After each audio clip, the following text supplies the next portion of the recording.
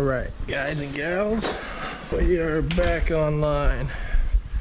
And to start out with, I've got some new stuff for the garage. So the first being the Harbor Freight welding cart. I've been wanting this for freaking months, and it was just a matter of pulling the trigger. So obviously Harbor Freight's lower quality. However, I'm a garage hobbyist. For what I'm doing, this is perfect. I don't need anything fancy. And actually, this thing is known to be actually pretty decent. So yeah. And the other thing I bought the other day is these bins off eBay. And if you don't know, I buy a lot of stuff off eBay. A lot of cheap China stuff, but most times it works out great. These bins are a little smaller than I had expected, but they're still going to be great storage option for what I'm trying to do. So this is where the cheap eBay part of the equation comes in. See how this is all cracked? So I'm just gonna go ahead and set those off to the side, and I messaged the seller about the backing plate. We'll fix that later. There's a couple things on the agenda before we get back into the 2J-Z. One being the 510. So the latest with the 510, if you can see already, got a little leak back here, and that would be brake fluid. I'm guessing the rear brake drum shoes have worn out so much that it's just pushing past the piston. I mean, the pistons are so far extended out of the sleeve that it's just pushing fluid. I don't know that for sure, but if I were to guess, that's what I'm guessing. And I haven't drove this in like 3 or 4 weeks because of it, so took a little trip to the store. I don't know about y'all, but I can't stand to work without gloves.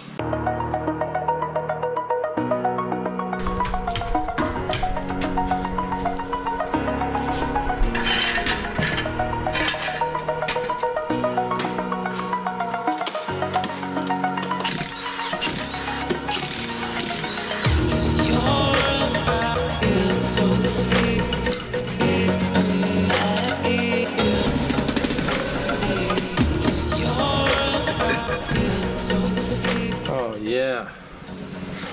Oh, all kinds of wet in here. Okay.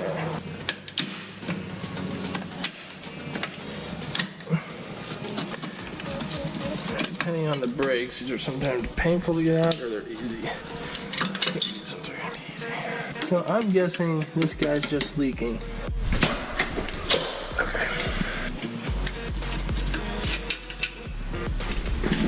And there we have it. One leaky cylinder. So, spray down this guy, order a new cylinder, we'll be back in business. Broke a Pittsburgh Harbor Freight special Allen bit over the weekend trying to remove some brake components. That was fun. Now it's time to move on to the Z. And like I mentioned, the goal here is to continue removing everything from the interior because, I mean, it doesn't need to be there, and it's going to allow Ross more room to work building the roll bar. I've also decided to do a reverse mount pedal box and the electric steering for the car to make it much more nicer to drive. So to make room for that, like I said, I'll be removing the dash, and I'll send the dash off to be refinished. I've already pulled off the defrost bezel, just 5 screws, and it came right out. I think the dash is one of the, or is the main attractions of this car. I mean, the triple center gauges that poke out, and as well as the speedometer and tachometer. I mean, I just love the looks of this dash, and it would just be a shame to cover it with a cover, and I just feel like that's kind of a haphazard way to go about doing things. So I'm gonna send it off and have it totally recovered in vinyl.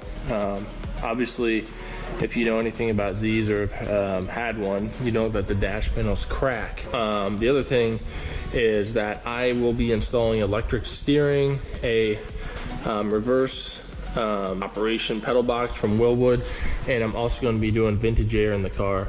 So that will add some nice amenities to really make it a true street car, and just really enjoyable to drive. No kind of external modules you'll see or anything. Those are all under the dash. So in order to get those installed and mocked up, I mean, the dash has to come out. So that's our reasoning, and let's get into it. Like a broken soul in a wonderland without angels. That is how I feel when the mirror shows me a stranger. Yeah. And I know they're just fragments of a world where your absence all I get to see. Take me back to the planet where you and I are still meant to be. 'Cause I'm incomplete when you ain't by my side, when you don't wake up next to me. Yeah, I'm incomplete. Just got this thing out. God, this thing is fucking disgusting. Blah. Okay, getting close to this this dash dropping out. Not dropping, but being removed.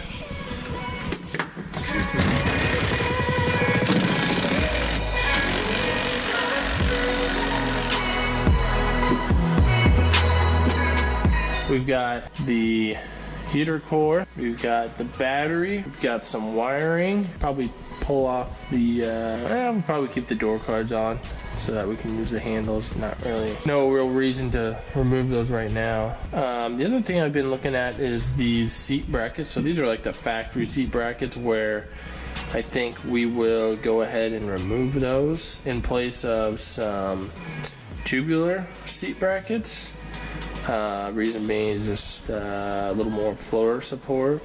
Some examples I've seen,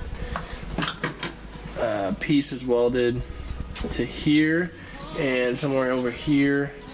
Probably do two of them, one in the front, one in the back. I don't know if this will stay. I'm going to try and retain that if I can. I know that these kind of sit high as it is, you know.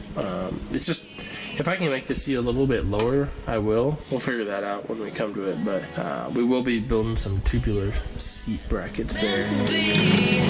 Cause I'm incomplete when you ain't by my side, when you don't wake up next to me. Yeah. This is your blower motor for your HVAC, obviously.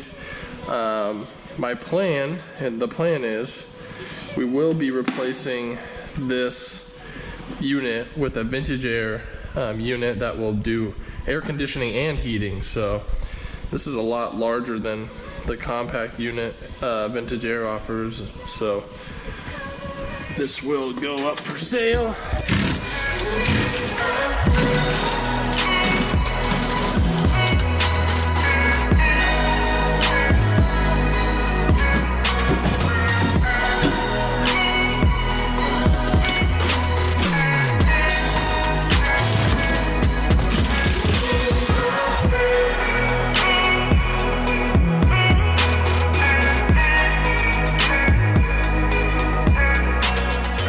Okay, well, it is officially naked as far as I'm concerned. The door card, like I said, will stay so we can operate the door handles. You know, there's other things like getting the rest of the fuel tank off. That concludes this episode. Next time you'll see this car, we will likely be hauling it off to Ross to have the roll bar welded in, and some other bars too for structural support. And yeah, to be continued. Hit that subscribe button if you guys like what you see, and we'll see you in the next one.